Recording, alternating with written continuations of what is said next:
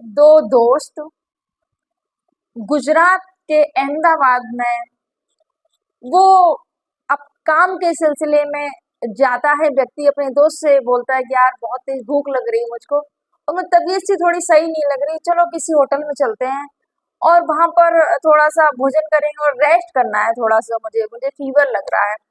दोस्त ने बोला ठीक है, पहले तो मेडिकल से दवाई ले लो, नहीं तो डॉक्टर को दिखा लो चल के।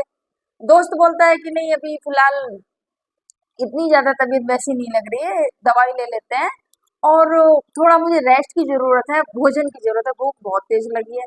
चलो किसी होटल में भोजन करते हैं, चल के थोड़ा सा रेस्ट करेंगे करेंगे उसके बाद में हम निकलते हैं। तो दोस्त ने बोला ठीक है, चलो सर्च करते हैं। मैप पे देखा, थोड़ी ही दूर पर होटल था, होटल में जाते हैं। जब दोनों दोस्त होटल में जाते हैं और होटल मालिक से बोलते हैं कि भोजन और वो सब चीजें, तो वहाँ का जो स्टाफ होता है, मैनेजर, बोलते हैं कि आपको भोजन सब कुछ, हर एक चीज की यहाँ पर व्यवस्था आपको मिलेगी। तो आपको कमरा भी मिल जाएगा, भोजन भी मिल जाएगा, शराब भी मिल जाएगी और भी जो आपको चाहिए वो सब मिलेगा यहाँ पर। ये सब बोला तो लड़की ने बोला नहीं, हमें बस भोजन और एक रूम चाहिए, बाकी हमें कुछ नहीं चाहिए।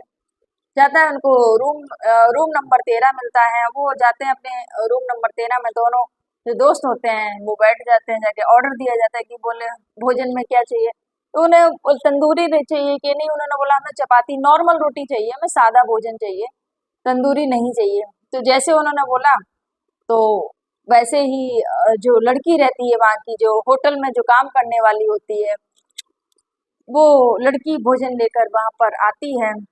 और जब भोजन लेकर जब आती है, दरवाजा जैसे ही दरवाजा खोलती है और देखती है कि जो सामने जो व्यक्ति बैठा है वो उसका तलाकशुदा पति है। जैसे ही उसकी नजर उस तलाकशुदा व्यक्ति पर पड़ी तो वो नजरों को चुराने लगती है, अपने चेहरे को छिपाने लगती है। जो वो व्यक्ति होता है वो भी देख लेता है कि ये तो मेरी तलाकशुदा पत्नी है, जो अपने प्रेमी के साथ में भाग गई थी, ये यहाँ पर कैसे। तो ये जब उसने देखा और जैसे ही पति ने देखा, बोले कि चेहरा मत छुपाओ, मैंने पहचान लिया है, तुम मेरी तलाकशुदा पत्नी हो, तुम यहाँ पर कैसे, तुम तो अपने प्रेमी के साथ में चली गई थी, फिर यहाँ पर कैसे। तो जो महिला होती है, जो तलाकशुदा पत्नी होती है, वो आंखों में आंसू भर जाते हैं और रोने लगती है, पूरी अपनी दास्तां उस तलाकशुदा पति से बताती है। तो क्या है पूरी स्टोरी, चलिए चलते हैं फ्रेंड्स। आप सभी को मेरा प्रणाम, मैं सरिता राठौर। फ्रेंड्स वीडियो को नए तो प्लीज वीडियो को लाइक और चैनल को सब्सक्राइब जरूर कर देना। फ्रेंड्स ये जो सच्ची स्टोरी है ग्वालियर से शुरू होती है और जाके अहमदाबाद पर जाके खत्म होती जाएगी। ग्वालियर की रहने वाली लड़की जो कि बेहद ही खूबसूरत थी, लेकिन उसका जो चाल चलन था वो उसका अच्छा नहीं था। वहां पर ही ग्वालियर में ही उसके लिए एक लड़का देखा जाता है, क्योंकि लड़का लोकल का ही था। बताया, रिश्तेदारों ने देखा कि फैमिली सही है, फैमिली बैकग्राउंड सही है, बाकी जो लड़के का भाई भी अच्छा खासा कमाता है और ये भी लड़का भी ठेका लेता है। तो देखते हैं लड़का और शादी फाइनल कर देते हैं। जो लड़की होती है हेमा, खूबसूरत थी और लेकिन उसके जो चाल चलन थे वो सही नहीं थे हेमा के। शादी उसकी फाइनल हो जाती है, कुछ समय बाद उसकी शादी होती है, क्योंकि वो हेमा पहले से ही कुछ लड़कों से हमेशा बात किया करती थी।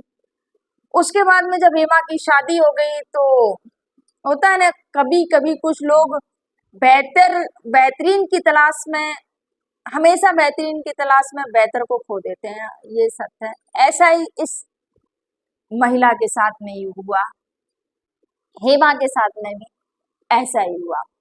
हेमा शादी करके आ जाती है, देखती है, हमेशा जब भी किसी लड़के को देखती या तो हमेशा कंपेयर करती थी, ये देखो कितना अच्छा दिख रहा है, देखो मेरा पति इतना अच्छा नहीं दिख रहा है। इसके मन में हमेशा यही चलता रहता है, क्योंकि इसको बहुत ज्यादा स्मार्ट हैंडसम लगता था कि मेरे पति से ज्यादा कोई सुंदर ना हो, इसके इसके मन में ये भी था। और जब भी कोई सुंदर व्यक्ति, स्मार्ट व्यक्ति दिखता है तो बोलती है अरे वाह ये तो कितना सुंदर है। बल्कि एक जो अच्छी महिला होगी कभी भी पराये पुरुष पर इस कदर नजर नहीं डालेगी, अरे कितना अच्छा दिख रहा है, अरे ऐसा मेरा पति होना चाहिए। ये ये पति और पत्नी दोनों के लिए लागू है। अगर पति पति हो या पत्नी हो, अगर वो सच में अपने साथी से प्रेम करते हैं, वो तो कभी ऐसा नहीं बोलेंगे कि मेरी पत्नी ऐसी होनी चाहिए थी या मेरा पति ऐसा होना चाहिए था। ये सत्य है। ये वही लोग करते हैं जो दूसरों को हमेशा देखकर वो करते हैं, अरे ये तो कितना सुंदर है, सच में ऐसी वाइफ होनी चाहिए। वो ऐसे लोग ना घर के होते हैं ना घाट के होते हैं, क्योंकि जो उनका जीवन साथी होता है वो दिल से उसको कभी प्यार ही नहीं कर पाते हैं, क्योंकि उनको लगता है नहीं, ये बहुत खूबसूरत है। तो जो उनको अपने परिवार, अपने फैमिली के, अपने जीवन साथी के प्रति जो लगाव रहना चाहिए होता है, वो कहीं ना कहीं वो दूसरी जगह देखते हैं, सुंदरता के पीछे भागते हैं। यही हेमा भी सेम हेमा यही कर रही थी। लेकिन अब मैं आपको बता दूं, इस स्टोरी के बीच में मैं कहना चाहूंगी, अगर आपका रिश्ता हुआ है, आपका जो जोड़ा है, आपका जो जीवन साथी है, जैसा भी है, उसको ही खूबसूरत मानिएगा। फिर वो खूबसूरत हो या ना हो, उसको एहसास दिलाइएगा कि आप उसके जीवन में कितने अहम अहमियत रखते हैं, ये चीजें। और अगर आप उसको एहसास दिलाएंगे और आप हमेशा उसको खुशियां देने की कोशिश करेंगे, तो आपका जो पति पत्नी का जो प्रेम है और दिन पे दिन बढ़ता ही जाएगा। ये सत्य है। तो यहाँ पर हेमा हमेशा बेहतर की तलाश करती कि हाँ, जो भी सुंदर मिलता है उसके पीछे। ऐसे ही धीरे धीरे समय व्यतीत होता है। जो पति होता है, लड़के का नाम सोनू होता है। सोनू और हेमा की जोड़ी जो भी देखते, जोड़ी तो अच्छी थी, पर हेमा के लिए उतना बेस्ट नहीं था जितना कि वो सोच रही थी कि मेरा जो पति है वो ऐसा दिखना चाहिए। धीरे धीरे समय व्यतीत होता है, दोनों की जो शादीशुदा जिंदगी होती है अच्छी चल रही होती है, बस हेमा की यही गलतियां उसको ले डूबती हैं। और वो एक स्मार्ट सा लड़का उसकी जिंदगी में आता है और वो उससे बात करने लगती है। जब उससे वो बात करने लगती है, वो लड़का बोलता है कि ऐसा करो। धीरे धीरे इन दोनों में प्रेम होने लगता है, बातें करने लगते हैं। पति को यहाँ जब पता चलता है, तो पति, जो सोनू पति होता है, बहुत ज्यादा परेशान हो जाता है। बोलता है अपनी पत्नी को, हेमा ये क्या कर रही है, तुम क्यों उस लड़के से बात करती हो, और बंद करो, ये सब चीजें अच्छी बात नहीं है। तो यहाँ पर हेमा बोलती है कि क्यों, मुझसे, मेरा दोस्त है, मैं उससे बात करूंगी, तुम्हें क्या दिक्कत है, तुम पति हो तो अपनी जगह पर रहो ना। ये सब चीजें बोलते हैं। तो जो यहाँ पर सोनू होता है, उसको बहुत बुरा लगता है कि मेरी पत्नी और मुझको ही ऐसे शब्द बोल रही है। तो यहाँ पर सोनू शांत हो जाता है, बोलता है अपनी माँ से कि माँ, ये सब चीजें चल रही हैं, अच्छी बात नहीं है। एक दिन क्या होता है, हेमा खुद ही बोल देती है कि मुझे आपसे तलाक चाहिए, क्योंकि वहां प्रेमी बोल रहा था, वो जो लड़का था वो बोल रहा था कि अपने पति से तलाक लो और मैं शादी करूंगा, मैं तुम्हें रानी बना के रखूंगा, और देखो हमारी जोड़ी कितनी अच्छी लगती है जब हम एक दो, क्योंकि साथ में वो मिलते थे, सेल्फी भी खींचते थे। तो बोलता है कि देखो हमारी जोड़ी कितनी अच्छी लगती है, तुम्हारे पति के साथ में तुम्हारी जोड़ी बिल्कुल नहीं जचती है। ये चीज हेमा के मन में भी आ जाती है। सोनू, अब धीरे धीरे समय व्यतीत होता है, हेमा से झगड़े होने लगते हैं। सोनू ने बोला कि अब ऐसा है, झगड़े मत करो, अलग हो जाओ, तुम्हें तलाक चाहिए, तुम्हें उस लड़के के साथ में जाना है, तो तुम जा सकती हो, मैं तलाक के पेपर लेके आता हूँ, साइन करो और जाओ, अपनी जिंदगी जी लो जैसे तुम जिंदगी जीना चाहती हो। तो यहाँ पर जो हेमा होती है, बोलती है ठीक है, मुझे तो तलाक दे दो। लड़का आता है, साइन कर देता है पेपर पर, और तलाक हो जाता है। वैसे ही ये जो हेमा क्या करती है, अपने प्रेमी के साथ में भाग जाती है, और शादी कर लेती है। अब प्रेमी जोड़ा था, दोनों वहां रह नहीं सकते ग्वालियर में। तो ये क्या करते हैं, लड़का क्या करता है, भागकर बहुत दूर जाने की कोशिश करता है, कि हेमा से बोलता है मैं तुम्हें बहुत दूर ले चलूंगा, घर वालों को पता ही नहीं चलेगा, ना ही तुम्हें ढूंढ पाएंगे, और ना ही हमारे जीवन में, हमारी खुशियों में ये दखल अंदाजी कर पाएंगे, इतना दूर मैं लेके चलूंगा। वो लेके जाता है हेमा को, गुजरात लेके जाता है, ग्वालियर से गुजरात लेके जाता है, और वहां पर रहता है। कुछ समय तक हेमा के साथ में रहता है अच्छे से, 6 महीने बीते, 1 साल पूरा भी नहीं हुआ, और वो हेमा से अब ऊबने लग गया था, कि बोले कि झगड़े उनके बढ़ने लग गए। हेमा बोलती क्यों, तुमने तो मुझसे इतने वादे किए थे, अब क्यों इतना झगड़ा करे। बोले कि नहीं, तुम्हारा क्या भरोसा है, आज तुमने मेरे लिए अपने पति को छोड़ दिया, कल तुमको मुझसे भी कोई बहुत ज्यादा स्मार्ट मिल जाएगा, बहुत ज्यादा खूबसूरत मिल जाएगा, तुम उसको उसके लिए मुझे छोड़ दोगी। मैं और तुम्हारे साथ नहीं रह सकता हूँ, इतना कहता है। और यहाँ पर उसके मन में दूसरी बात चल रही थी कि ये महिला जब अपने पति की नहीं हुई, मेरे साथ आने के लिए तैयार होगी, अपना घर परिवार, अपने माता पिता सबको छोड़कर ऐसे करके मेरे साथ में भाग सकती है, तो ये क्या। तो वो क्या करता है, जो लड़का होता है, जो प्रेमी होता है, जिसके साथ में ये भाग कर आई थी, वो जाके होटल पे इसको बेच देता है, जाके होटल के मालिक को बेच देता है और उससे पैसे वसूल लेता है। अब ये तो वहां से गुजरात से भागकर आ गया, फिर से अपने ग्वालियर में रहने लगता है कि उसके बाद में क्या हुआ कि ये जो लड़की थी हेमा, ये होटल में ही बंद हो गई वहां पर।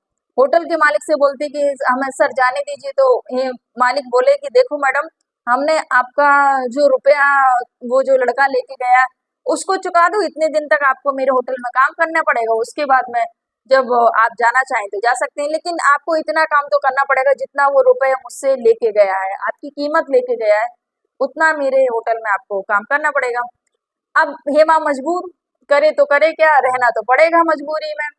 और ऐसे ही होटल में काम करके उसका जो जीवन यापन होता है वो चल रहा होता है, और अपने पुराने दिनों को याद कर रही होती है कि मैंने कैसे अपने पति को गलत ठहराया, उसको उसके साथ में कितना गलत किया, मैं ऐसे भागी, और वो सब चीजें में खोई रहती है हमेशा।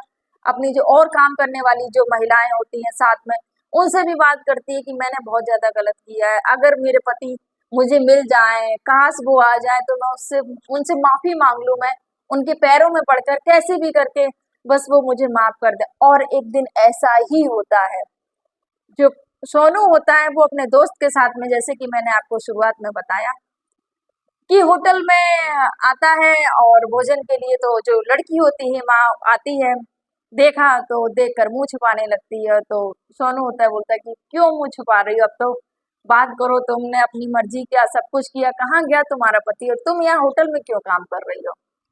तो लड़की जो तलाशशुदा पत्नी होती है रोने लगती है हेमा। और जब रोई तो उसने पूछा क्या हुआ, जो दोस्त बैठा था बोले, दोस्त ने बताया कि ये मेरी तलाकशुदा पत्नी है जो मुझे छोड़ के चली गई थी। दोस्त को लगा कि इन्हें शायद थोड़ा मौका देना चाहिए, आपस में बात करनी चाहिए। तो दोस्त बोला कि ऐसा करो, बात करो तुम, और मैं अभी थोड़ी देर में आता हूँ, नीचे थोड़ा घूम के आता हूँ, बाहर का थोड़ा एरिया देख कर आता हूँ। इतना कहकर दोस्त चला जाता है ताकि इनको दोनों को टाइम मिल सके थोड़ी बात करने का। उसके बाद में जो दोनों बात करते हैं तो यहाँ पर हेमा रोने लगती है और पैर पकड़ने लगती है, बोले कि मुझे माफ कर दो, मुझसे बहुत बड़ी गलती हुई है, वो जिससे मैंने प्रेम किया था वो मुझे छोड़कर चला गया। तो यहाँ पर सोनू ने बोला, क्यों, तुम तो उससे बहुत प्रेम करती थी, और उसने क्यों, बोले उसने मुझे धोखा दिया, वो मुझे यहाँ पर बेच के चला गया है और मैं यहाँ पर काम करती हूँ और ऐसे ही मेरा जीवन यापन चल रहा है। तो यहाँ पर हेमा बोलती है, अपने बताओ, आप बताओ कैसे हो, और काफी कमजोर से हो गए हो, क्या हुआ है। बोले कुछ नहीं, यहाँ पर अहमदाबाद में ही ठेका का काम है, ठेका मिला था तो आया था, उसी सिलसिले में थोड़ा बुखार जैसा आ गया है, चेहरा डाउन हो गया है क्योंकि बहुत ज्यादा थकान हो रही है और फीवर की वजह से ऐसा हो रहा है, बाकी सब ठीक है। उसके बाद में जो हेमा होती बोलती, तुमने शादी नहीं की। बोले नहीं, शादी नहीं की, अब पहली जो तुमसे शादी की तुमने इस कदर हमें गुल खिलाए कि अब तो शादी से ही मन हट गया है कि अब मैं शादी ही करूँ। तो किसी नारी पर विश्वास ही नहीं होता है कि विश्वास किया जाए। तो यहाँ पर हेमा फिर से रोने लगती है कि हाँ, मैंने गलत तो बहुत किया है आपके साथ में और मैं क्षमा के लायक तो नहीं हूँ, पर मुझे माफ कर दो, मुझे क्षमा कर दो, और पैरों में पड़ जाती है। यहाँ पर जब पैरों में पड़ जाती है और रोने लगती है, माफी मांगने लगती है और बोली कि मैंने जो गलती की है अब दोबारा कभी ऐसी गलती नहीं करूँ, मैं कसम खा के बोल रही हूँ, मेरा विश्वास करो, मैंने जो धोखा खाया है इस जीवन में अब कभी भी भूल कर भी सपने में भी किसी भी लड़के के प्रति कोई भी ख्याल नहीं आएगा कि ये सुंदर है या ना सुंदर है, कुछ भी है, मैं बहुत बदल गई हूँ, बस मैं आपके चरणों की अब दासी बन के रहना चाहती हूँ, मुझे अपना लो। इतना कहकर वो रोने लगती है। जो सोनू होता है उसका भी मन पसीज जाता है कि अगर इसको अपनी गलती का एहसास है तो क्यों ना इसको एक मौका और दिया जाए। यहाँ पर सोनू अपने भाई से बात करते हैं कि ऐसे ऐसे करके भाई जो पत्नी है यहाँ पर होटल में मिली है और वो रो रही है, आने के लिए तैयार है। तो जो भाई बोले कि देखो आपके जीवन की बात है, आप खुद समझ लो आपको क्या करना है। तो यहाँ पर जो सोनू होता है अपने दोस्त से बात करता है, दोस्त आ जाता है, दोस्त बोलता है ऐसे ऐसे करके बात है, अब ये मेरे साथ में जाना चाहती है, मेरे साथ में रहना चाहती है, जो गलती हुई है तो स्वीकार करी। दोस्त बोला अगर सुबह का भूला भटका अगर शाम को वापस आ जाता है तो उसको क्षमा कर देना चाहिए दोस्त। अगर माफी मांग रही है तो उसको माफ कर दो और एक नया मौका दो। तुम भी अपने जीवन में जो अभी तक खालीपन चल रहा था, अकेलापन चल रहा था, अगर इनको गलती का एहसास है तो इनको क्षमा कर दो मेरे दोस्त। यहाँ पर दोस्त की बात मानता है जो सोनू और अपनी पत्नी को माफ कर देता है।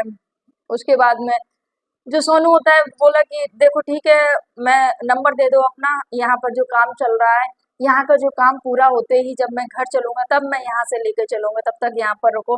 और होटल मालिक से भी मैं बात कर लूंगा। उसके बाद में जैसे ही 4-5 दिन काम चला उसके बाद में वो फिर से होटल आते हैं और बात करते हैं मालिक से कि आपका क्या कितना क्या पैसा।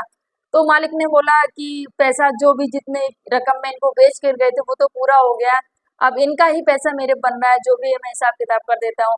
और उस होटल होटल के जो मालिक होते हैं वो हेमा का हिसाब किताब कर देते हैं। उसके बाद में जो सोनू होता है हेमा को लेकर अपने घर फिर से ग्वालियर आ जाता है। तो फ्रेंड्स पति पत्नी दोनों फिर से एक रहने लगते हैं। यहाँ पर सोनू ने मौका दिया, हर कोई इंसान एक जैसा नहीं होता है फ्रेंड्स। और ये स्टोरी सुनाने को उद्देश्य किसी को आहत करना नहीं था, किसी को परेशान करना नहीं था, किसी को दुख पहुंचाना नहीं था, बस आपको जागरूक करना था, आपको सचेत करना था, आपको सावधान करना था फ्रेंड्स। महिलाएं क्या करती हैं कि जैसे ही कोई पुरुष मिला या बहुत ज्यादा सुंदर या किसी ने तारीफों के पुल बांध दी या कोई प्यार करने लगा तो बस उसके प्यार में पड़ जाएंगी और फिर अपना घर परिवार छोड़ देंगी और पति तक को नहीं देखती है। पति को तलाक दे दिया था इस महिला ने, जैसे कि, और ये सच्ची घटना है फ्रेंड्स। यहाँ पर ये तलाक देकर उसके साथ में भाग, और वो लड़का क्या किया कि इनको जाके बेच देता है जाके। ऐसी बहुत सी घटनाएं ऐसी हैं कि घर से महिलाओं को भगा के ले जाएंगे, फिर या तो उनको होटलों में या तो उनको कोठे पर बेच देते हैं। तो बस स्टोरी सुनाने का माध्यम है कि जागरूक रहिए, सचेत रहिए, किसी की बातों में मत आइएगा। फ्रेंड्स आप सभी को मेरा प्रणाम। स्टोरी अगर अच्छी लगे तो प्लीज वीडियो को लाइक और चैनल को सब्सक्राइब जरूर कर देना फ्रेंड्स। जय हिंद, जय भारत, जय सिया राम।